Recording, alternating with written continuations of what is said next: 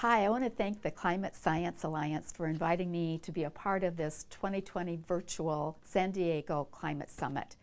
You know, Southern California is such a beautiful and unique place, and its agriculture is as diverse from the numbers of farmers and the size of the farmers and the diversity of their backgrounds as the wonderful crops that we grow in Southern California.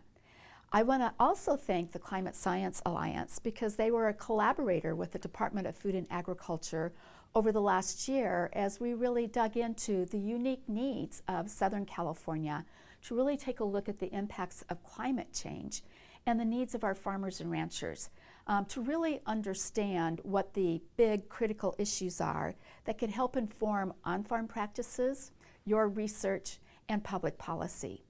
Amongst the things that we learned about was some of the biggest challenges, which are land use, water. It's always going to be water. That's throughout California. But also, what people are really concerned about is how do we adapt? How do we build resilience for things like wildfire and wind? So I'm looking forward to having so many smart, passionate, dedicated technical experts like yourselves convening over this summit to really dig into how do we continue to support a thriving agriculture? How do we help our region here in Southern California to build resilience in the face of the critical issue of climate change in our time? You know, that word resilience is getting used a lot. To me, it's a word that's equitable with what farming is all about, building resilience, that ability to bounce back from setbacks. And it seems to me that when we acknowledge that resilience is about how to come back from setbacks and knowing that setbacks are part of our reality, it all of a sudden changes the conversation to being a call to action. By acknowledging that there will be setbacks and we're going to figure this out as we go along, we do become adaptable. We do become resilient. We do adjust our practices to really cope with the changing climate. There's no getting around it. Climate change is here. We're feeling the impacts already, and the sense of urgency to deal with that cannot be denied. So as you come together in this summit, I really encourage you to think about our farmers and our ranchers, the diversity of the scale of farming that we do in Southern California, and the deliciousness of the crops and the high quality crops that we produce. How do we continue to do that to meet the food security needs of our future here in California, across the country, and around the world? By doing that, we'll be able to export our solutions.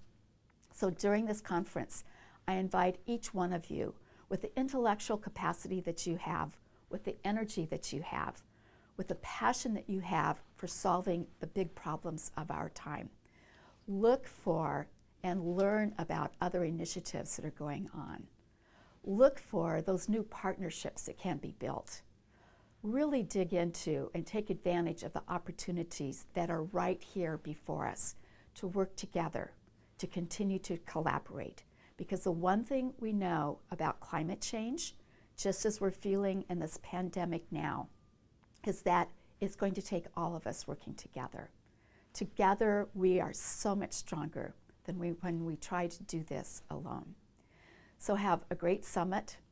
Think about how we can partner even more deeply with our farmers and ranchers to really build up healthy ecosystems that will help us be a part of the climate solution. Carbon sequestration, that's where it's at, but all those other co-benefits that come from really implementing climate-smart agriculture. I'm confident that with you as partners, we will identify what those solutions are, whether they're large or small, high-tech or low-tech. It is your intellectual capacity, your enthusiasm, your willingness to partner across the different perspectives to solve the issues that present themselves with climate change. Thank you so much for allowing me to have a few minutes on your agenda.